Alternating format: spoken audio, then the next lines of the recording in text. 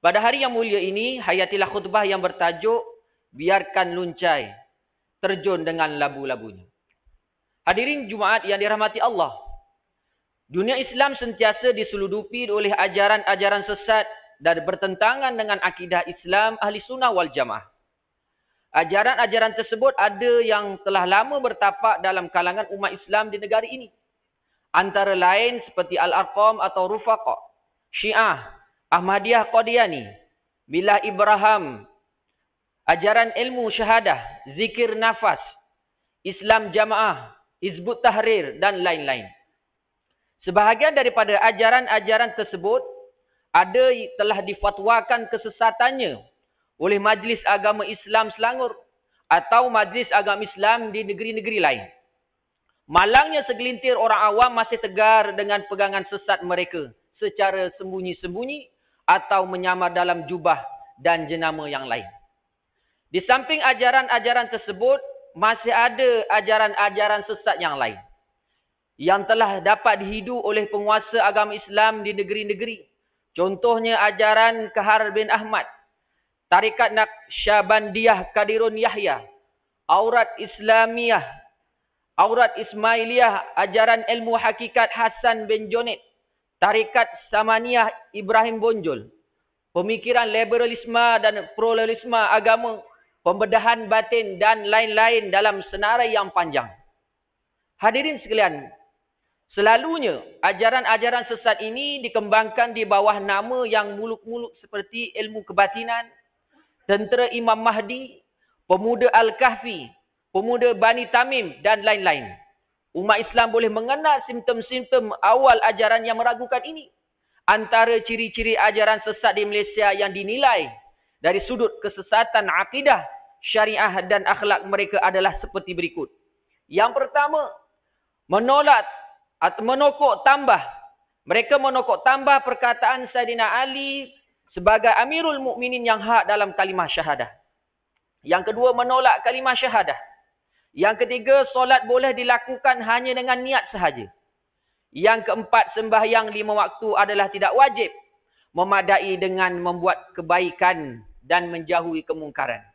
Yang kelima, golongan yang sesat ini akan menolak untuk berpuasa.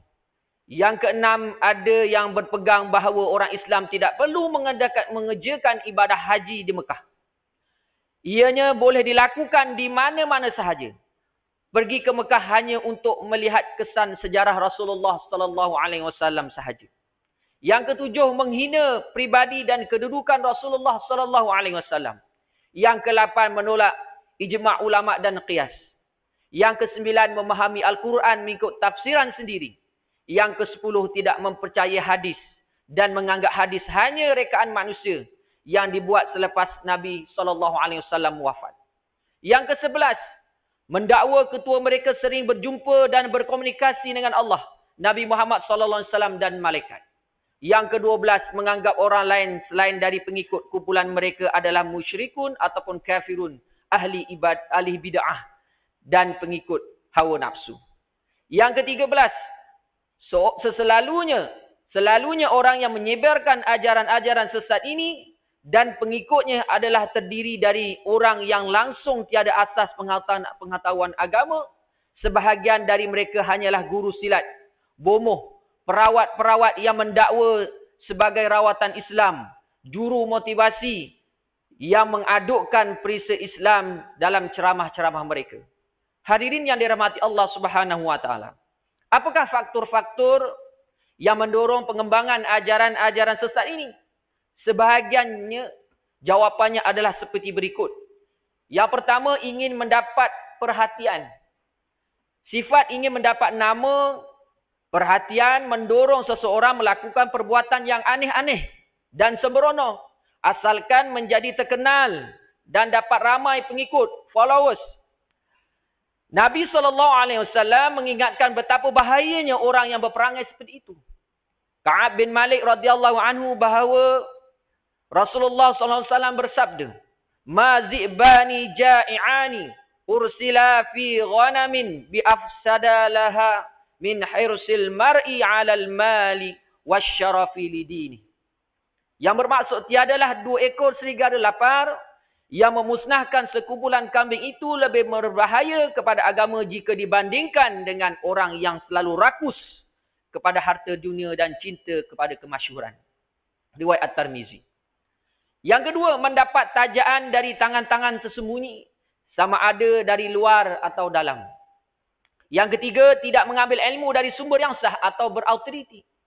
Muhammad Ibn Sirin radhiyallahu anhu berkata, "Inna hadzal ilma dinun, fanzuru amman ta'khuzuna dinakum." Yang bermaksud sesungguhnya ilmu ini adalah agama. Oleh itu perhatikanlah dari siapa kamu mengambil ilmu itu. Riwayat Muslim.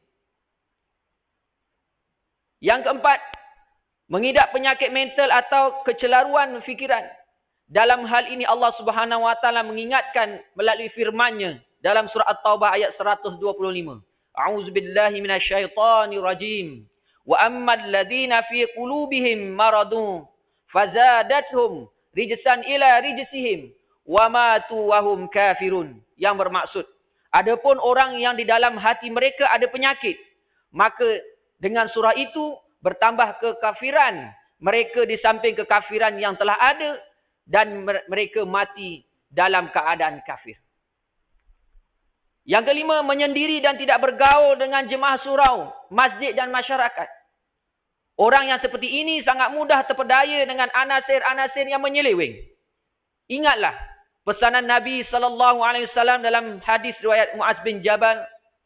Baginda SAW bersabda yang bermaksud, sesungguhnya syaitan itu adalah umpama serigala kepada manusia. Sama seperti serigala yang menangkap kambing yang terpisah. Oleh itu jauhilah perpecahan dan kekalkalah bersama jamaah, orang ramai dan masjid. Riwayat Ahmad. Muslimin yang dirahmati Allah Subhanahu wa taala. Atas dasar amanah dan kasih sayang Nabi kepada umatnya, Baginda SAW bersungguh-sungguh mengingatkan kita tentang suasana gawat yang akan berlaku di akhir zaman. Sabda Nabi SAW dalam sebuah hadis yang diriwayatkan daripada Abu Hurairah radhiyallahu anhu yang bermaksud, sesungguhnya akan datang kepada manusia tahun-tahun penipuan di mana para pendusta dibenarkan orang. Sebaliknya orang-orang yang jujur didustakan. Seterusnya orang-orang yang culas dipercayai. Sedangkan orang-orang yang amanah dikhianati. Puak-puak rubai bidah pula berbicara mengajar manusia. Seorang sahabat bertanya, siapakah ruwai bidah itu? Nabi menjawab, ruwai bidah itu ialah orang yang dungu, yang berlagak pandai mengenai urusan orang awam. Riwayat Ibnu Majah. Menyahut pesanan Nabi yang dikasihi ini, umat Islam wajib mematuhi, atau umat Islam wajib menjauhi ajaran-ajaran yang aneh dan mengambil sikap, biarkan luncai terjun dengan labu-labunya. Biarkan. Hadirin sekalian, menelusuri khutbah pada hari ini, marilah kita mengamati tausiah dan pengajarannya untuk dijadikan pedoman hidup kita antaranya. Yang pertama, umat Islam wajib mempelajari dan berpegang teguh kepada akidah Ahlussunnah wal Jamaah tanpa berganjak sedikit pun sehingga ke akhir hayat.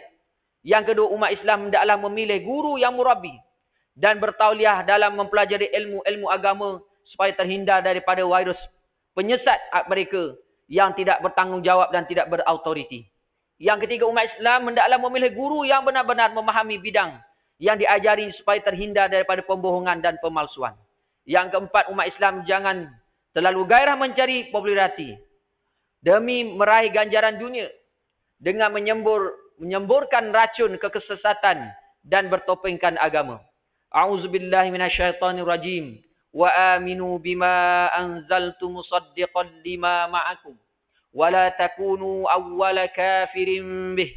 Wa la tashtaru bi ayati thamanan qalilan wa iyaya fattaqun. Shadaqallahul azim yang bermaksud. Dan berimanlah kamu kepada apa yang telah aku turunkan, yakni Al-Quran, yang membenarkan apa yang ada kepadamu, yakni Taurat, dan janganlah kamu menjadi orang yang pertama kafir kepadanya, dan janganlah kamu menukarkan ayat-ayatku dengan harga yang rendah, dan hanya kepada akulah kamu harus bertakwa. Al-Baqarah ayat 41. Barakallahu li wa lakum fil Qur'anil azim, wa nafa'ani wa iyyakum bima fi minal ayati waz zikril hakim. wa taqabbal minni wa minkum tilawatah innahu huwas samiul alim. Aqulu qawli hadza wa astaghfirullahal azim li wa lakum wa lisairil muslimina wal muslimat fastaghfiru innahu wal ghafurur rahim.